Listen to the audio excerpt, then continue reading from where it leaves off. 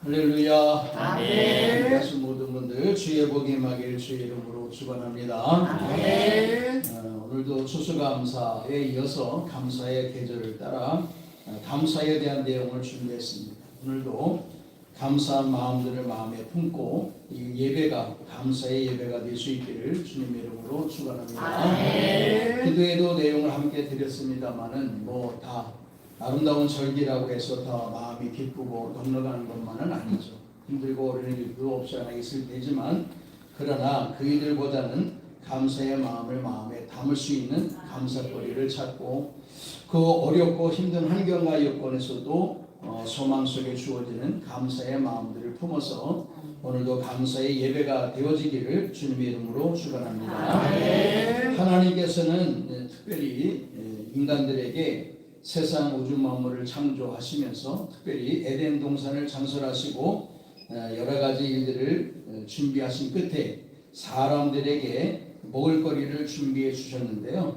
오늘 본문의 말씀 보게 되면 두 가지의 내용이 주어졌는데 온 주변에 씨 맺는 채소, 또 한 가지는 씨 맺는 과일, 이 두 가지 채소와 과일을 하나님께서 인간에게 먹을거리로 제시해 주었습니다. 뭐 사실 이 먹을거리도 먹을거리지만 이 가을에 우리가 뭐 눈여겨볼 수 있는 부분들이 참 많은데 뭐 산을 들어보아도 들을 돌아보아도 우리의 마음에 풍요를 주는 그런 색깔의 아름다움이 풍성하게 젖어든 바 있습니다. 옛날엔 단풍나무가 참 아름다웠던 것 같은데요. 요즘에 저는 메타세카이어 나무라고 하는 가로수 나무, 이 가로수 나무가 단풍이 진 게 또 이렇게 아름답게 보여지더라고요. 노년이 되어서의 이 단풍, 뭐 한 해의 삶을 마감하는 그런 단풍이기도 하지만은 노년이 아름다운 모습이 되어지기도 하는 이 계절이기도 한데요. 우리 사랑하는 성도님들도 아무쪼록 이 계절에 건강도 얻으시고 유지하시고 또 풍성한 삶도 함께 구하시면서 은혜와 복이 주어지는 아름다운 시기와 우리의 삶이 되어지기를 주님의 이름으로 축원합니다. 하나님께서는 이렇게 수고 없이 사람들이 호미질, 뱅이질 이런 것들을 하지 않더라도 채소와 과일을 주변에 많이 널브러지게 심어놓으시고 스스로 자라게 하셔서 인간들이 생각하는 대로 손을 뻗쳐서 채소든 과일이든 따먹을 수 있는 은혜를 허락해 주었습니다. 그런데 이후에 우리가 아시다시피 아담과 하와가 하나님께서 말씀하신 말씀을 순종하지 않게 되잖아요. 선악과실 만큼은 따먹지 말아라. 주변의 모든 과실들은 다 따먹어도 무관하지만 딱 한 가지 선악과실 만큼은 따먹으면 안 된다. 그거를 따먹는 날에는 정령 죽을 것이다 라고 했는데 하와가 따먹고 또 과실을 따서 자신의 남편 아담에게도 준 바 되어서 두 부부가 선악과실을 따먹는 죄를 범하게 됩니다. 그때로부터 하나님께서는 인간에게 그 징계를 허락하셨는데요. 남자에게는 이마에 땀이 흘리도록 수고하며 애써야 먹고 살 수 있는 먹거리를 취할 수 있게 되고 여인에게는 잉태할 때에 잉태의 고통이 크게 더해져서 힘든 상황 가운데 아이를 출산하게 될 것이다 하는 내용의 징계를 허락하셨습니다. 그래서 사람들은요 이후에 열심히 땀 흘려 수고하는데 이제는 뭐 남자들만 이마에 땀 흘려 수고하는 일들로는 삶에 부족한 일들이 많이 주어지는지라 여성들도 산업전선에 뛰어들어서 같이 땀 흘리고 수고하죠. 그래도 부족한 가정이 있다고 하고 그래도 모아두는 가정이 있는 가정이 있기도 하는데요. 땀 흘려 수고하는 이들도 일들이겠지만 하나님께서는 그 땀 흘려 수고하는 이들에 더 힘들게 하는 내용을 전달하셨는데 창세기 3장 18절의 말씀 보게 되면 땅에다가 하나님께서 가시덤불과 엉겅퀴를 주셨다 그랬어요. 그냥 곡식의 일반 그 작물들을 뽑는 것도 사실은 쉬운 일이 아닌데 더 힘들고 어려운 가시덤불과 엉겅퀴도 밭에다가 주셨기 때문에 더 힘든 과정의 일들을 통해서 소산물을 취할 수 있는 일들을 사람들에게 허락하게 되었습니다. 또 과거에는 편안하게 손만 뻗치면 과실이든 채소든 먹을 수 있었던 사람들이었지만은 이 죄로 인해서 이후에는 힘들고 어려운 노동과 고통, 즉 땀 흘림이라고 하는 수고를 통해서만 사람들이 먹거리를 얻을 수 있게 되었다 그 말씀입니다.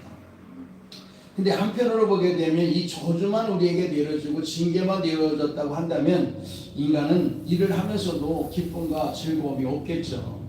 그런데 한편 그 일을 하면서도 인간에게 하나님께서 아름다운 마음 한 가지를 주신 것은 일하며 땀 흘리며 수고하는 애씀 속에서도 하나님은 한편 그의 마음속에 열매라고 하는 소득의 일들을 갖게 하시면서 소득과 열매를 얻게 하시는 기쁨을 사람에게 허락해 주셨다 그 말씀입니다.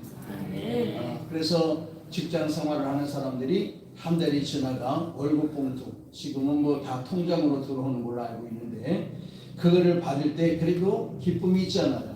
농사 짓는 사람이 가을 거지를 할 때 기쁨이 있잖아요. 물론 그들이 힘들고 어려운 사람들도 많이 있습니다. 농사를 잘 지었는데 그것이 무너졌다든지 아니면 물이나 태풍 등등의 일들에 의해서 어려움을 겪는다든지 또 한파로 인해서 잘 되어졌던 가실이 또 떨어진다든지 하는 애로사항도 없잖아 있습니다만은 그러나 대체적으로 하나님께서 우리에게 나름대로 수고하며 애쓰면서 얻어지는 그 수고의 열매의 소망 가운데 주어지는 기쁨을 가지고 삶 살아갈 수 있는 은혜를 모든 이들에게 허락해 주신 줄 믿습니다. 저도 농사를 한때 많이 지었다고 말씀을 드렸었잖아요. 농사를 한때 많이 지었었어요. 많이 짓는 이유는 많이 거두려고 하는 거죠. 많이 거두려고 하는 이유는 돈을 많이 벌려고 하는 겁니다.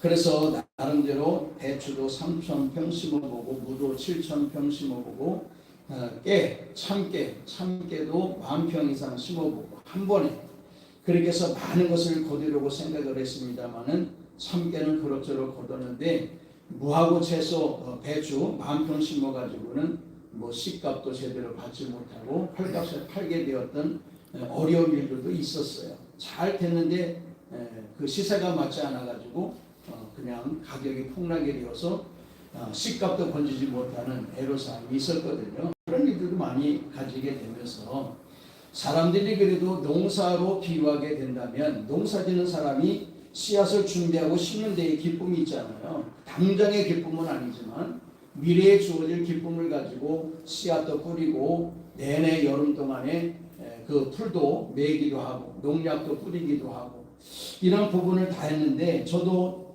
채소 즉 배추 무 10,000평 심으면서 약을 다른 사람들을 들여서 뿌리지 않고 제 혼자 온통 제 어깨에 메고 그 10,000평의 그 무하고 배추밭을 뿌렸는데 거들기까지 한 번 뿌리는 게 아니라 일주일에 한 번씩 뿌리게 되거든요. 어마어마하게 뿌렸어요. 그래서 제가 키가 이렇게 크지가 않잖아요. 무슨 일이 아니야 이게 10,000평에 이거 진통지고 되려면은 근데 당시에도요 돈 있는 사람들은 경기 가지고 쫙 뿌리는데 이쪽에서 저쪽까지 호수를 대가지고 한 번에 쭉 뿌려가더라고. 근데 요즘에는 또 뭐 드론 갖고 뿌리잖아. 이게 시대가 점점 좋아졌는데 저는 그때만 해도 진통을 메고서 그 맨날 이거 팔걸이 움직이면서 그냥 농약을 뿌렸던 기억이 있어요. 그렇게 관리하는 이유는 가을 거질 때 많은 수확을 얻겠다라고 하는 기쁨 가운데 일들을 하는 거거든요. 두 번째 열매를 거두는 기쁨이라는 게 있어요. 저는 벼농사는 많이 지어보지 못했어요. 우리 아버님도 땅 논이라고 하는 땅은 가지고 있지 못해서 맨 남의 거 토지를 얻어가지고 농사 짓고 난 다음에 한마디에 3가마씩인가 토지로 준 적이 있어요. 그렇게 힘들게 했었어요. 그래서 저는 내가 벼농사를 많이 짓지 않았기 때문에 벼 탈곡에 대한 부분은 그다지 큰 기쁨이라는 것은 잘 알지 못하지만 남이 벼농사 짓는 거 탈곡하는 단체 팀에 들어가서 탈곡을 많이 해봤어요. 꼭두 새벽부터 가서 탈곡을 하고 그 수확이라고 하는 거 이제 거기도 뭐 10가마에 1가마 뭐 100가마에 뭐 몇 가마 이렇게 지금 다 있어 먹었는데 그렇게 주거든요. 벼가 탈곡했을 때 예를 들어 10가마 나오면 1가마는 그 토지 타작하는 사람들 팀에다가 1가마를 주는 거거든요. 그러면 이제 벼를 타작을 해가지고 벼 포대를 잘 담는데 자기가 가져가는 이 팀들이 가져가는 이 자루에는요 뭐 걷어차기도 하고 지팡이를 들여서 막 쑤셔대기도 하고 그래가지고 다른 가마의 절반 정도가 더 들어가거든요. 네, 그 기쁨이라는 게 있는 거야. 그래서 그렇게 해가지고 나름대로 소출을 걷게 되고 또 채소를 농사를 지은 사람, 곡식의 농사를 지은 사람, 과실에 따는 사람들 등등의 일들이 많잖아요. 저도 참깨 농사를 10,000평 정도 지었다 그랬잖아요. 그래서 가을 거지를 해가지고 알갱이만 80kg짜리로 10포대 정도는 한 것 같아요. 놀라지도 않는 거고. 이 참깨 80kg가 본 적이 없지. 80kg는 이만 큰 포대예요. 그 20kg짜리 4개가 들어가 있는 자루 포대가 있어요. 옛날에 다 거기다 담았잖아. 그렇게 그런 부분들을 거둘 때의 기쁨이라는 게 있는 거예요. 자, 그런데 이렇게 심으며 소망 가운데 심어지는 그러한 수고로움의 기쁨, 열매를 수확할 때의 기쁨, 더 중요한 것은 열매를 따먹을 때의 기쁨이라는 게 있잖아요. 뭐 사과 맛이 틀리고 배 맛이 틀리고 간 맛이 틀리고 다 틀려요. 그러니까 아기자기에게 이것도 먹고 저것도 먹고 많은 부분의 길을 취할 수 있는 먹거리, 먹는 기쁨이라는 게 있는 겁니다. 자식을 키우는데 우리는 자식도 농사라 그러잖아요. 자식 농사라 그래요. 자식도 키우는 것을 농사라고 이야기하는데 자식이 하나일 때는 잘 모르지만 둘이 되고 셋이 되고 넷이 되면 그 자녀들이 한 몸에서 다 태어났음에도 불구하고 성격이 다 틀려요. 부모님을 대하는 것도 다 틀리고 말하는 것도 틀리고 생각하는 것도 틀리고 재능도 틀리고 다 틀려요. 그렇지만 다 틀리기 때문에 기쁜 거 이쁜 거 아니에요? 다 똑같이 이렇게 자라가고 똑같은 얘기만 하고 그러면 로봇이지 뭐. 그러니까 나름대로 잘 자라가는 재미도 있는 겁니다. 그래서 그를 농사라고 이야기하기도 했죠. 교회에서는 성도님들도 마찬가지로 성도님들도 다 틀리잖아요. 각자의 삶을 배경으로 살아왔고 신앙생활하기 때문에 각자 나름대로 다 틀린 신앙생활을 하는데 뭐 우리가 재밌게 이야기하면 뻔순이도 있고 뻔돌이도 있고 그렇지? 뭐 잘못하는 거 이거 뭐 생각도 안 하고 자기 잘못한 거는 생각도 안 해. 남 잘못한 것만 트집 잡고 고쳐보려고 하지 않고 자기는 당당하게 이렇게 신앙생활 하면서도 그냥 뻔뻔한 거지. 착순이 착하게 신앙생활하는. 내가 적어봤어. 열순이 열심히 신앙생활. 희순이 희망을 주며 살아가는 신앙인들. 이 나름대로 뻔순이, 착순이, 열순이, 희순이 내가 한번 적어봤어. 그래도 이게 읊어온 게 아니고. 그러면 우리의 삶도 한번 되돌아보자 그 말씀이죠. 우리의 1년 아니 우리의 평생의 삶의 일을 되돌아보면 나름대로 힘들고 어려운 환경과 여건도 없잖아 있지만은 그러나 그보다도 많은 즐거움과 주님께서 주신 기쁨이라는 것이 있었다 그 말씀입니다. 사실 들여다보면 힘든 것만 보이지 좋았던 거는 기억이 안 나거든요. 억울했던 것만 기억나지 감사했던 건 기억이 나지 않거든요.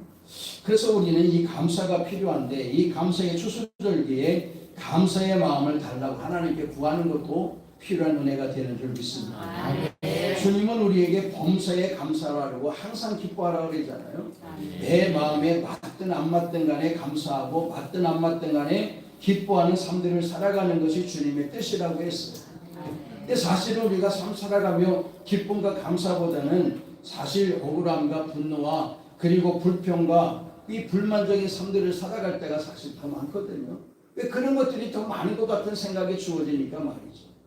예전에는 조금만 주어줘도 감사를 했는데 요즘엔 웬만한 것 가지고 감사하지 않잖아요. 예전에는 웬만한 것 가지고 불평하지 않았는데요. 요즘에는 거꾸로 조금만 주어줘도 불평하는 삶들을 살아갑니다. 그만큼 감사의 마음은 시들어지고 불평의 마음이 더 크게 되어서 감사보다는 불평의 삶들을 살아가는 사람들이 더 많다 그 말씀이거든요. 그런데 하나님은 우리에게 나름대로의 복을 열매를 주셨는데 성경의 일들을 근거로 해서 말씀드린다면 첫째 수고의 열매를 허락해 주었어요. 수고의 열매. 수고만 하고 열매가 없으면 무슨 낙이 있겠어요. 그래도 하나님은 우리에게 수고한 대로의 열매를 주신다고 했는데 여호와께서 너희 손으로 수고한 일에 복 주심을 인하여 너희와 너희 가족이 즐거워할지니라 그랬어요. 내가 수고한 것만큼 하나님께서는 거기에 열매를 맺게 하시고 가족이 동반하여 기쁨과 즐거움을 나눌 수 있도록 허락해 주었다. 두 번째는 삶의 열매입니다. 삶을 살아가면서 나름대로 자녀도 출생하고 또 양육하게 되고 물질도 작든 크든 간에 얻어지게 되고 사회적인 지위나 명예도 얻어지는 이 부분이들 말이죠. 세 번째는 사람들의 관계입니다. 관계가 주어질 때에 아름다운 관계를 물론 맺어가야 되겠죠. 좋지 못한 원수 같은 관계를 맺어간다면 삶의 기쁨이 없겠죠. 누구든지 나를 찾는 사람들이 많다라고 한다면 그건 기쁜 겁니다. 그렇잖아요. 내가 수고로 힘들지라도 나를 불러주고 나를 찾아오고 또 나를 찾는 사람들이 많은 것은 그만큼 그 사람들이 나를 필요로 하고 좋아하기 때문에 내 이름을 거론하고 찾고 부르는 거 아니겠어요? 한 사람도 나를 찾지 않는다라고 한다면 이게 사실 힘든 삶이거든요. 그렇기 때문에 사람들의 관계에 아름다운 열매를 맺는 것도 중요한 일이다. 또 하나님의 관계 속에서도 열매를 맺어야 되는데 어떤 열매가 있느냐? 성경에 보면 마태복음 3장 8절에 보니 회개에 합당한 열매가 있다 그랬어요. 잘못한 거 있으면 하나님께 회개할 때 회개하게 되면 하나님이 합당한 열매를 주신다. 요즘 뭐 재미난 얘기, 요즘 뭐 시들은 얘기겠지만 예전에 그렇게 했잖아요. 사람이 잘못해서 미안해가지고 사과를 할 때 과일 열매 뭘 보낸대요? 사과 보낸대잖아. 뭐 한다고? 사과한다고. 이거 먹고 내가 이걸 보고 내가 너한테 사과하는 거를 받아달라. 그래서 사과를 주는데 모수계술이기도 하지만은요 회개에는 합당한 열매가 있어요. 사람한테도 마찬가지. 잘못했다라고 하는데 이거 있을 수 없잖아요. 그냥 엊그저께 그런 전화를 받았어요. 진경총회장인데 한 달 전부터 내 생각이 자꾸 나더라고요. 왜 내 생각이 나냐? 그럼 난 뭘 일을 시킬까 해가지고 이제 신경을 곤두세워서 이제 어떻게 하면 안 한다고 할까 이제 이렇게 생각을 했는데 옛날 한 7, 8년, 10년 정도 전에 있었던 부흥사의 대표회장 하는 일이 있었는데요. 물론 대표회장도 제가 했습니다만은 대표회장 하는 일에 그분이 내가 자기의 말을 따라주지 않았다고 해서 방해를 했던 적이 있었거든요. 근데 그게 지금에는 이제 굉장히 미안하다고 해가지고 전화를 왔어. 그거 가지고 뭐 진경총회장이 이제 은퇴할 날도 얼마 안 남았는데 굳이 날 찾아가지고 전화해서 그때 내가 미안했었다라고 하는 이야기 들었는데 처음에는 아이고 그거 가지고 전화를 하셔서 다 잊은 얘기인데 그런데 한편으로 보게 되면 하나님이 그 마음도 움직이셔가지고 크게 뭐 나한테 불화를 일으키거나 뭐 이렇게 한 건 아니지만 그래도 양심에 하나님께서 가책을 주고 장목사 한 달 전부터 생각이 나게 하셔서 기어코 한 달 뒤에 저한테 연락이 와가지고 그때 일이 미안했다 항상 마음에 걸렸다라고 하는 이야기를 하시는데 그러면서 이제 자기 단체에 와서 일을 좀 하면 안 되겠느냐서 자기 단체에 회장할 사람이 없다고 와서 좀 했으면 좋겠다 그래서 그거는 제가 이제 안 한다고 했는데요. 한편으로 보니까 또 그것도 감사하더라고. 옛날 일이고 지난 일이고 다 잊은 일인데 그거 기억나게 하셔서 그거 미안하다라고 하니 그 나름대로 하나님의 은혜다 생각을 하고 제가 감사히 받았습니다. 그런 일이 있는 거거든요. 회개에는 합당한 열매가 있어요. 그래서 제가 그분한테 얘기했어요. 제가 총회장님을 섬길 수 있는 능력의 자리에 있다면 제가 잘 섬기겠습니다. 그렇게 이제 말씀을 드렸는데 그렇게 할 거예요. 그렇게 그런 자리가 언제 주어질지 모르지만 어쨌든 회개를 하셨는데 하나님도 기뻐하시고 용납하시지만 저도 그 마음을 받아들였는데 일반 사람도 아니라 진경 총회장이 자기의 작은 실수를 가지고 미안하다고 했는데 지나칠 수 없는 일이잖아요. 두 번째 로마서 6장 22절에 보면 거룩함에 따르는 열매가 있다 그래요. 거룩함에 따르는 열매. 하나님을 잘 섬기기에 애쓰고 수고하는 사람들이 손해보는 것 같지만 거기에 따르는 열매가 있을 것입니다. 또 고린도후서 9장 10절에 보면 의의 열매가 있다 그래요. 죄 없이 걸어가는 의 삶들을 살아가는 사람들에게 주어지는 열매. 히브리서 12장에 보게 되면 평강의 열매가 있어요. 하나님께서 주시는 마음의 기쁨 말이죠. 세상에서 주는 기쁨과 평강이 아니라 하나님께서 주시는 샘솟듯 기뻐하는 아름다운 평강을 열매로 주시고 히브리서 13장에 보게 되면 입술의 열매를 주신다 그랬어요. 내가 말한 대로 되어지는 열매입니다. 말하는 대로 되어지는 열매. 이건 뭐 어떤 마술사보다도 아니면 황금 열쇠보다도 이게 더 좋은 거 아니에요? 내가 말하는 대로 되어진다라고 한다면 이 복을 주시겠다라고 말씀하셨는데 여러분 아멘 소리가 별로 시원찮은 거 보니까 아멘이라도 입술의 열매가 이렇게 잘 맺어질 것 같지 않은데 성경은 친히 말씀하세요. 입술의 열매를 맺게 하시겠다. 내가 무엇이든 내가 이야기하는 대로 내가 들어주겠다는 거예요. 그러니까 이걸 믿는 사람들은 아멘으로 받고 그리고 입으로 시인하는 거죠. 시인하는 거야. 그래서 믿음이라는 것이 뭐냐? 보지 못하는 것들을 믿는 것이고 그것을 바라보는 것이 그게 믿음이라고 했어요. 안 보이는 거지만 주실 줄 믿고 미리 감사하면서 믿는 믿음, 이것이 진짜 믿음이라고 말씀하셨는데 그대로 되게 하시겠다는 거거든요. 여러분 바라는 것이 있으면 자꾸 입으로 시인하세요. 난 안 돼. 난 안 돼. 내가 뭘 하겠어. 그럴 줄 알았어. 내가 뭐 이런 일이 생길 줄 알았지 뭐.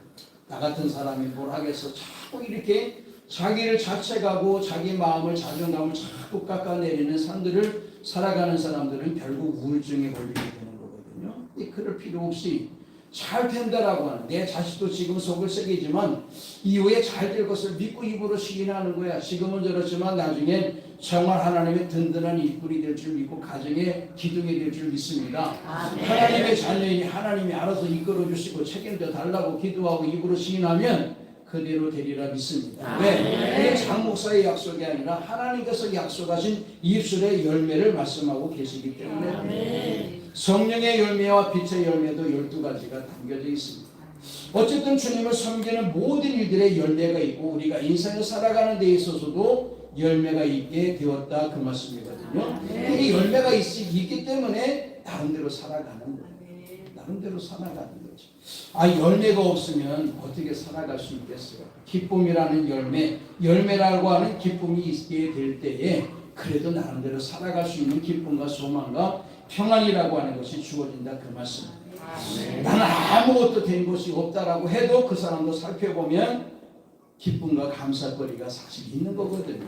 오늘 결말에 좀 말씀을 드리겠습니다만 그러나 이왕이면 열매를 많이 맺되 더 많이 맺는 풍성한 열매를 맺는 삶들을 살아가야 될 것 아니겠어요? 주님은 성경에 풍성한 열매를 맺을 수 있는 방법 4가지를 제시하는데요. 첫째는 많이 심어야 된다는 거예요. 그렇지 않아요? 한 대과 심고서 뭐 100가마 얻으려고 그러면 돼야 안 돼요? 안 되지. 그거는 진짜 욕심쟁이잖아.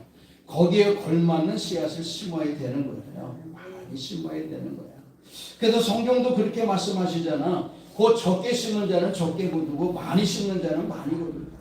하나님께도 많이 심어야 많이 얻어지는데 조금 심어놓고서는 큰 거 얻으려고 하면 안 돼. 하나님이 이따와 같이 바꿔놓는 거예요. 전쟁터에서 나가서 승리하고 돌아오면 내 집에서 첫 번째 날을 맞는 사람을 내가 하나님께 번제로 드리겠습니다. 외동딸이 나올지 몰랐거든요. 그냥 집에서 여러 명, 수십 명, 수백 명 있는 종 중에 노예 중에 한 사람이 나올 줄 알았지. 그래서 그 사람을 번제로 드린다고 큰 소리치고 가서 전쟁터에 나가 승리를 하고 돌아오잖아요.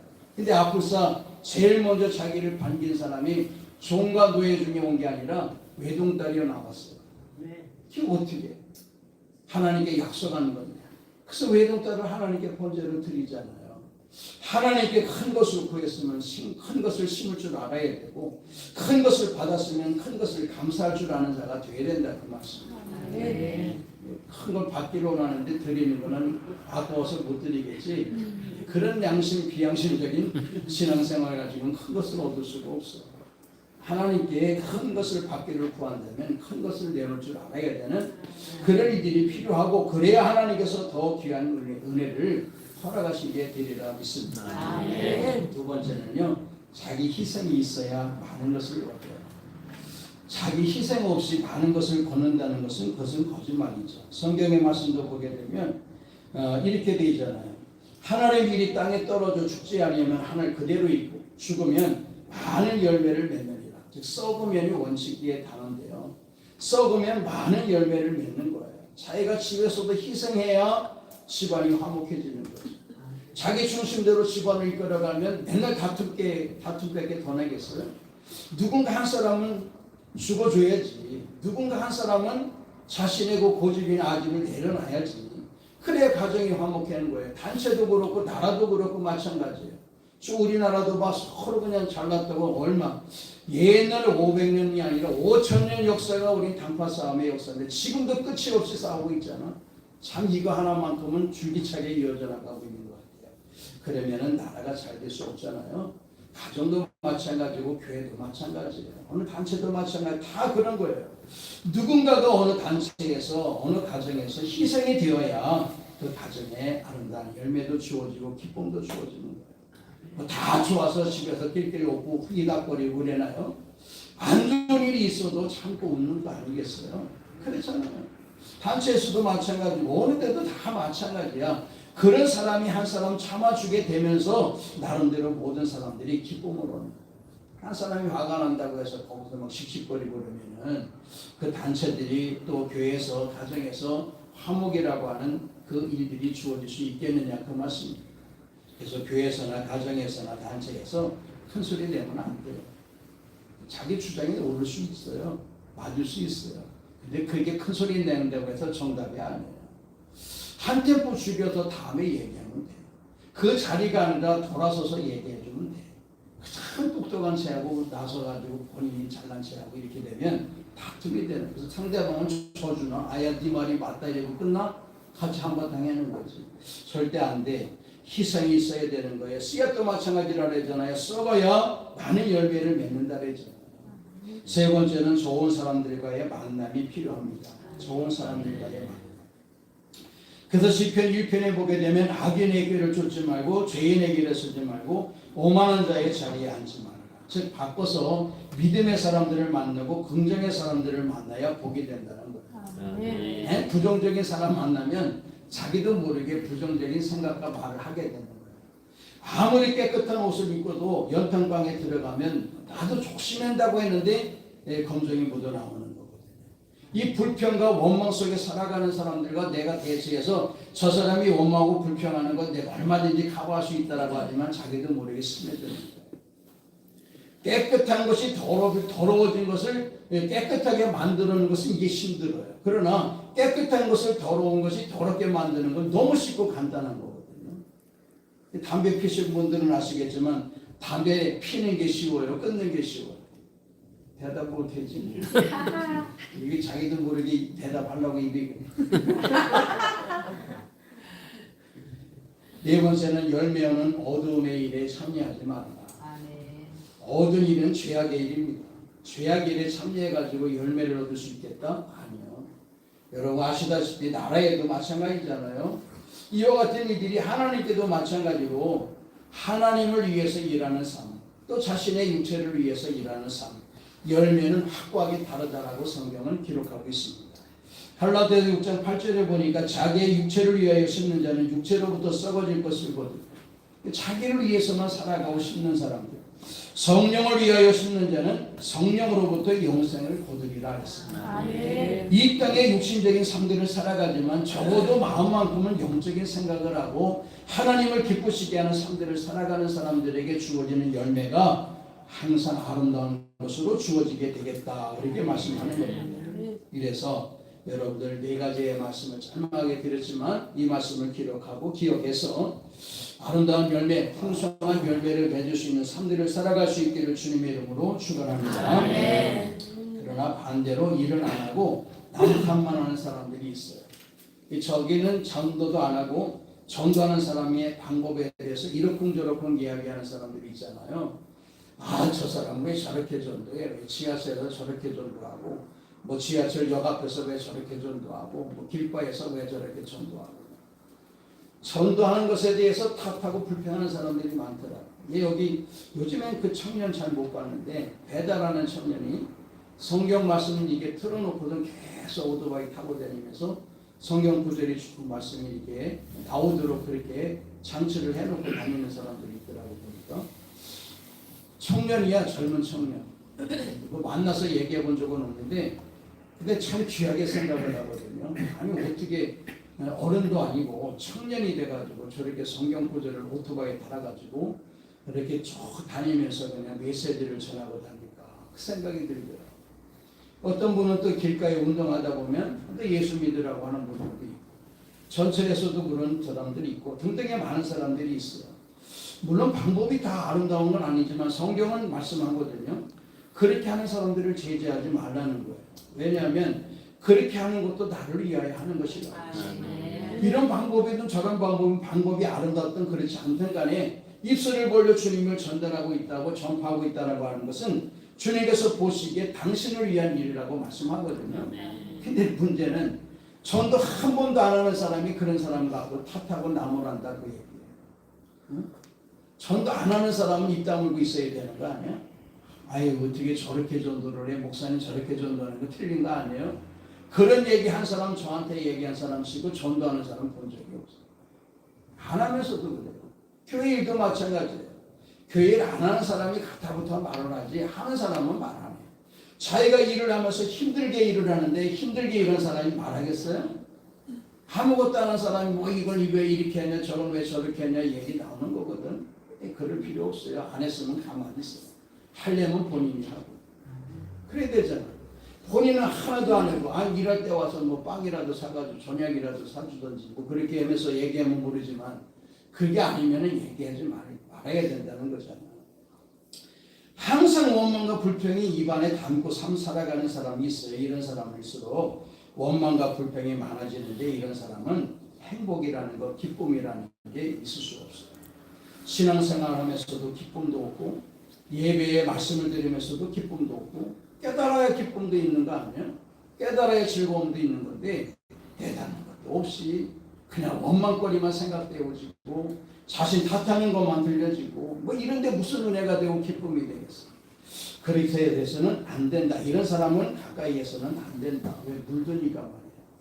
우리 사람을 물드니까 할 필요가 없어. 그러니까 반대의 삶들을 살아가는 사람이 되어야 되고 반대의 삶들을 살아가는 사람들을 만나야 되는데 그 반대의 사람은 누구냐?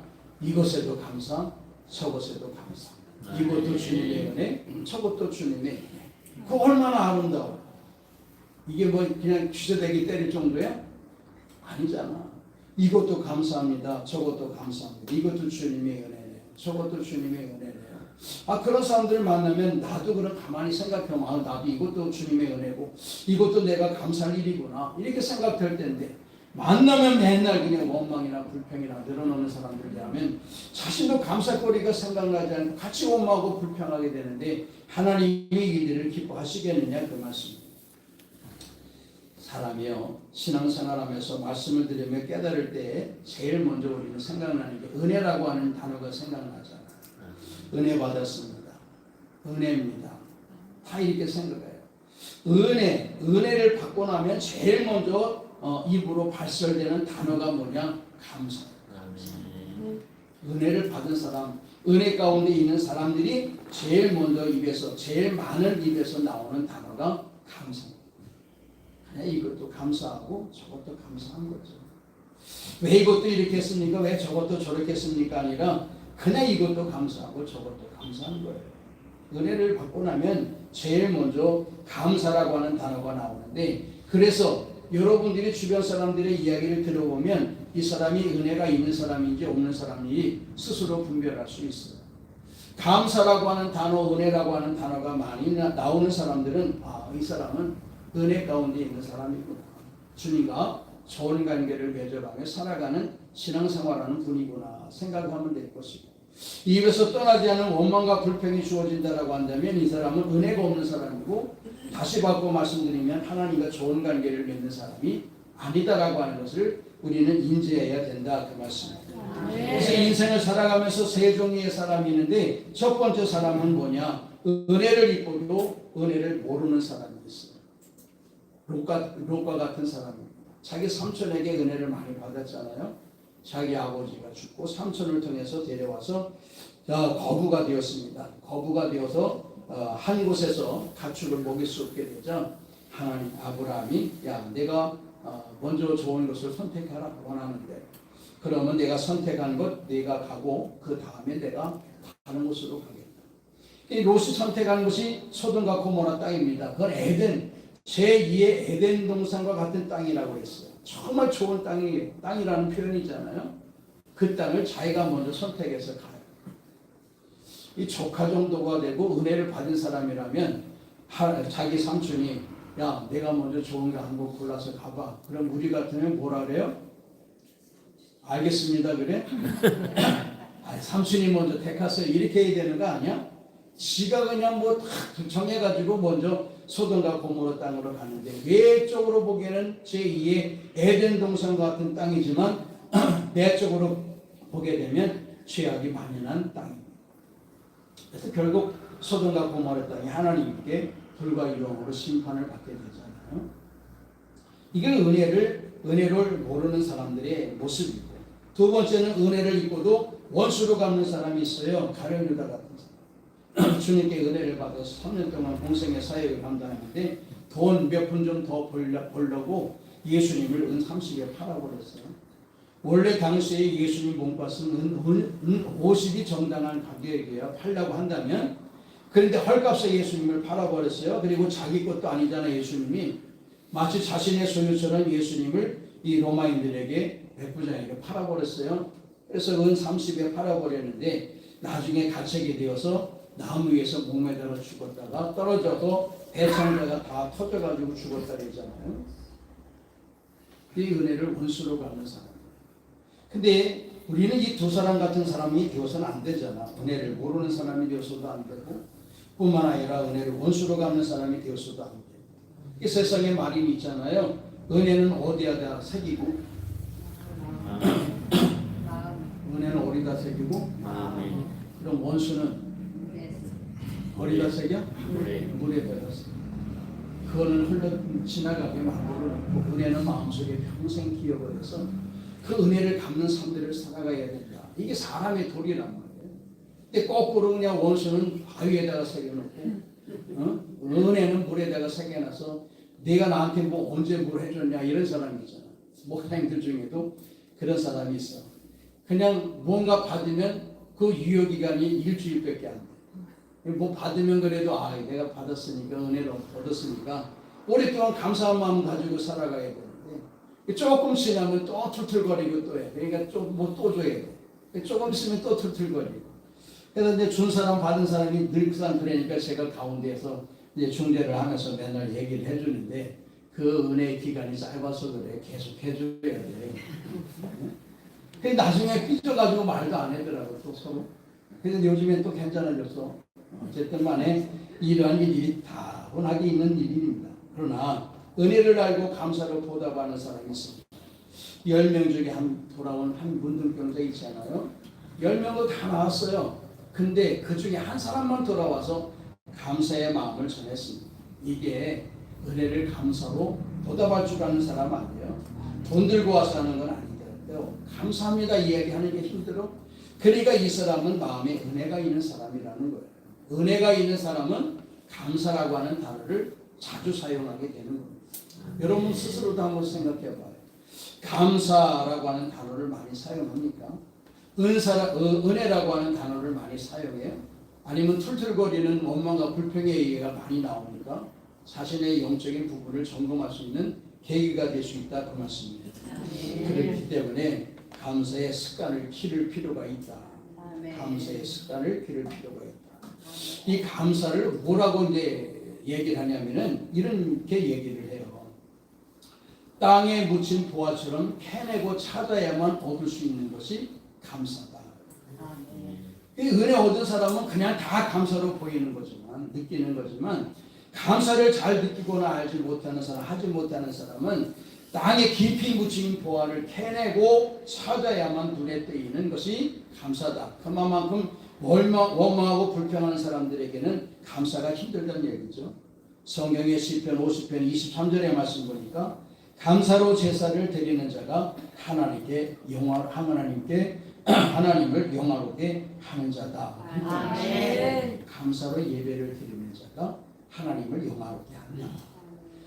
여기서 뭐 얼굴에 수색 있는 사람의 모습으로 오는 게 아니라 한 주간의 일들을 기억하며 감사거리를 생각하고 하나님께 감사의 예배를 드리는 사람, 이 사람은 하나님을 영화롭게 하는 자가 되어서 하나님으로부터 은총과 은혜의 복을 덧입는 일들이 주어지겠다 그 말씀입니다.